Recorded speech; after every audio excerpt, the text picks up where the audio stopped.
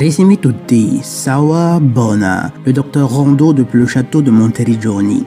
La vidéo d'aujourd'hui a été sponsorisée par Mehdi, que nous remercions et à qui j'adresse une fois de plus mes sincères condoléances. Vous comprendrez pourquoi par la suite. Son message était long, mais je vais le lire quand même dans son entièreté, car c'est une histoire vraiment tragique sur laquelle beaucoup de jeunes garçons et beaucoup d'hommes devront méditer profondément. Elle est vraiment édifiante et devrait servir d'avertissement à tous ces jeunes hommes qui courent après des femmes comme si elles étaient le but ultime de la vie. Donc d'abord, je lis son message.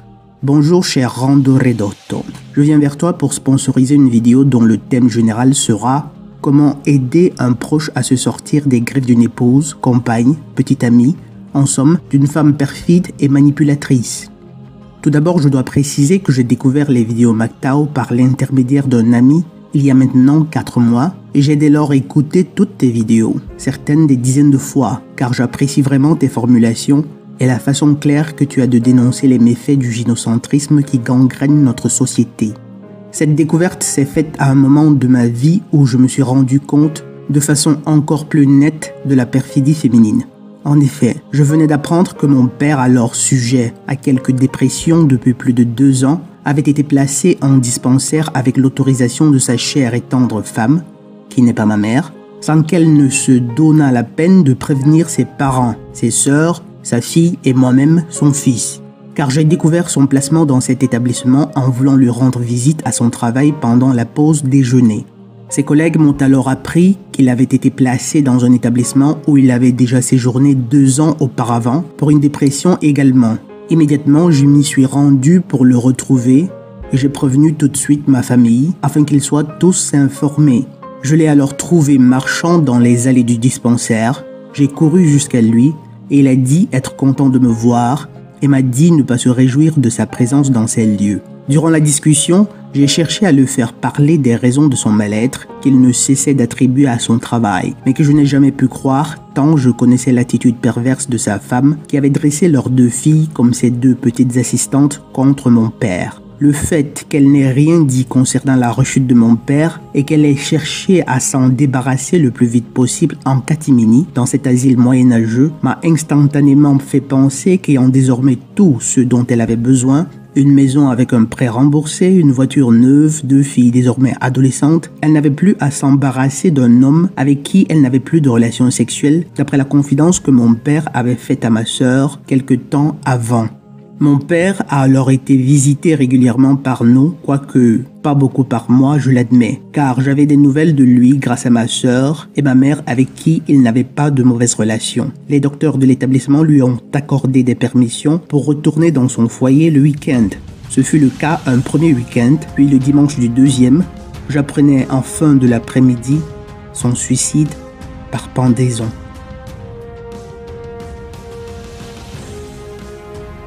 J'apprenais donc ce suicide par la sœur même de sa perfide épouse qui n'a pas trouvé le courage de nous apprendre elle-même la nouvelle. Il s'est suicidé dans le garage de son domicile après un défaut de surveillance de la part de sa femme qui, selon ses propos, était en train de donner à manger au lapin quand il a commis l'irréparable. Sûrement qu'à ses yeux, cela était plus important que de soutenir son homme. Je dois aussi te préciser que quelque temps avant son placement, mon père avait eu un arrêt d'1 mois à cause d'une blessure à la cheville lors d'un accident de trajet pour se rendre au travail et que pendant ce mois, à cheval sur les mois d'avril et mai de cette année, il devait supporter la présence de sa femme tous les jours et celle-ci lui avait mis en tête que leur pavillon de 5 pièces était trop petit, que leur pavillon de 5 pièces était trop petit, que leur pavillon de 5 pièces était trop petit. Sous-entendu qu'il y avait quelqu'un de trop, évidemment, lui. Je suis certain que durant cette période, elle l'a dénigré, fragilisé et isolé de ses proches. Pour te parler un peu plus de moi, je suis un homme de 31 ans qui a toujours vécu en banlieue parisienne et qui a vécu le divorce de mes parents à l'âge de 8 ans. Ma mère a quitté mon père suite à un voyage en Martinique. Elle a brisé notre cellule familiale en ayant rencontré un pauvre rasta qui l'a sûrement zouké et amusé sur les plages de sable blanc. Aujourd'hui, en reparlant avec elle, je lui dis qu'elle s'est fait avoir et illusionnée. Elle m'a en effet confié il y a 1 an peut-être, regretté encore d'avoir quitté mon père, plus de 20 ans après les faits, ce qui a eu pour effet de me laisser quelque peu sans voix. Aussi, de ce fait, j'ai toujours été très alerte sur l'inconséquence des femmes et n'ai jamais cherché de relation à long terme avec aucune d'entre elles. Voyant d'ailleurs tout le tintouin qui se tramait concernant la propagande égalitariste et l'attitude des femmes, je ne me suis jamais mise en couple mais profite de relations éphémères avec certaines. En regardant mon passé, et ayant maintenant connaissance du mouvement MGTOW, je me dis un peu que j'ai toujours eu un comportement plus ou moins MGTOW et me réjouis de ne pas m'être enfermé avec une quelconque femme qui soit. Je pense que ces faits m'ont armé. Malheureusement pour mon père qui a grandi dans une famille gynocentrée où ses deux sœurs étaient choyées davantage, mes grands-parents, malgré l'amour que j'ai pour eux, ont d'ailleurs toujours laissé transparaître leur préférence pour ma sœur, mais peu importait. Mon père donc a commis la grave erreur de remettre le couvert rapidement après la séparation d'avec ma mère. Il s'est remis en couple à peu près 1 an après ou à peine plus avec une femme de 13 ans plus jeune que lui. Il aurait dû apprendre à aimer la solitude pour se reforger. Mais peut-être qu'elle était pour lui pesante et qu'il voulait se venger en se remettant rapidement en couple avec une autre. Je souhaite vraiment exhorter par ton biais le plus d'hommes possible dont un proche vit des tourments avec une femme de ne point le laisser seul face à ça. Et si tu as de bons conseils à donner à tous à ce propos, cela ne pourrait qu'en être meilleur. Dans la vidéo, tu pourras citer mon prénom qui est Mehdi. Bien à toi. Fin du courriel. Mamma mia, mamma mia. Les Italiens disent souvent capito, capito. Est-ce que vous voyez, est-ce que vous comprenez ce que sont ces êtres que vous appelez les femmes? Là, vous avez un homme qui a été brisé par 2 fois par des femmes. Après le divorce de ta mère, il est clair qu'il a beaucoup souffert et s'est immédiatement lancé dans les bras d'une autre femme en ignorant qu'en fait, il ne faisait que changer le décor. Elles sont toutes pareilles. Tout d'abord, une pensée pieuse à l'égard de l'âme de ton papa. Puisse-t-elle reposer en paix. Mais pour qu'elle repose vraiment en paix, il faudra que tu donnes souvent la peine de dire des prières pour lui. Des prières lui apporteront sans aucun doute beaucoup de soulagement, car il sait maintenant qu'il n'aurait jamais dû commettre un tel acte. Nous n'avons pas le droit d'enlever nos vies. Si tu en as l'occasion, n'hésite pas à secourir quelques misérables par l'aumône que tu dédieras explicitement dans ton esprit à ton papa. Tes prières et tes zakats lui feront certainement beaucoup de bien. Quoiqu'étant maintenant dans l'au-delà, il pourra toujours bénéficier de tes prières et de ton amour qui lui apporteront certainement beaucoup, mais alors beaucoup de soulagement. Il est certes vrai que tu aurais dû être davantage présent. Mais en même temps, il faut aussi reconnaître que la chose ne pouvait pas être si simple que ça pour toi. Car ayant vécu l'expérience du divorce de tes parents à 8 ans, il est clair que tu portes encore en toi des séquelles de ces traumas. Sans compter le fait que ton père s'est remarié. Donc on ne saurait vraiment te blâmer. Beaucoup de séquelles de ce traumatisme sont encore dans ton esprit. Ceux qui m'écoutent et qui ont des fils ont intérêt à commencer à les instruire dès maintenant sur la nature de la femme, sur la nécessité d'apprendre à se passer des femmes par la maîtrise, l'autocontrôle et sur l'importance, sur la puissance du rapport qui peut exister entre un fils et son père, un lien qui ne doit jamais être interrompu.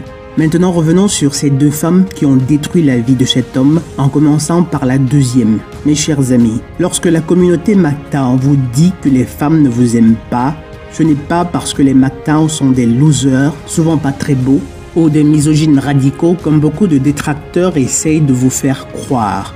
Loin de là. Si nous vous disons ces choses, c'est parce que nous avons vraiment compris la nature profonde des femmes. C'est parce que nous avons aussi le devoir de mettre à l'abri autant d'hommes et de jeunes garçons que possible. Là, vous avez une femme qui s'est mise avec cet homme-ci. Vous imaginez bien que ça a été un projet de longue haleine, comme c'est le cas chaque fois qu'une femme vous dit qu'elle vous aime, ou vous convainc à l'épouser. Elle a déjà évalué ce que vous valez et commence à jeter les bases de son plan machiavélique visant à vous déposséder. Je dis bien déposséder et non pas comment partager avec vous ce que vous avez construit comme c'était le cas dans le passé. Le schéma est presque classique et les hommes tombent presque toujours dans le piège parce que les hommes sont des êtres d'honneur. Leur parole compte. Ils sont des humains dont la parole a de l'importance. Et lorsqu'une femme dit à un homme qu'elle l'aime, il n'imagine pas un seul instant qu'elle puisse être en train de prononcer machinalement une phrase qui pour elle ne signifie littéralement rien, ou tout au plus très peu. Par contre, l'effet que ça produit chez l'homme est comparable à une formule magique. Comme le dit si bien Esther Villard dans son livre, l'homme dans ces cas-là mesure les propos de la femme à son échelle de valeur masculine. ignorant que sur l'échelle féminine, ces mots ne sont que des clés de coffre-fort. Une fois officiellement mariée à ton papa, il est clair que le compte à rebours avait commencé. Elle avait une maison remboursée, ou sur le point de l'être, une maison qui pouvait devenir sa propriété. Toutefois, il fallait une autre mesure de sécurité pour garantir ses biens futurs, à savoir des enfants.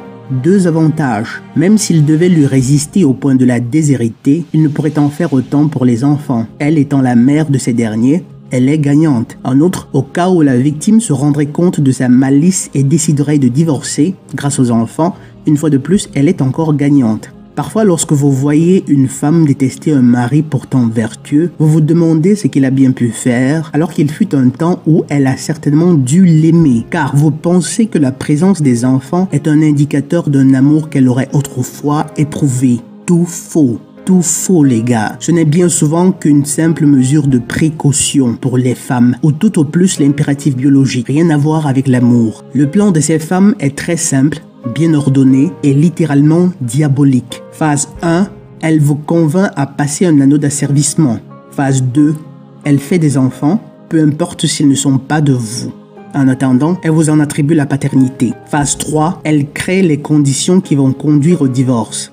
Violence passive, privation de sexe entre autres, mépris, dénigrement, dévalorisation. Et phase 4, le divorce et votre ruine. Ou, comme dans le cas de ton papa, la mort. Le moment où elle a fait interner ton père était la phase 3. Elle avait besoin de s'en débarrasser. Mais le gars, il tenait dur. Dans cette phase-là, elle vous pourrisse la vie et vous prive de sexe précisément pour vous emmener soit à la tromper ou à être violent.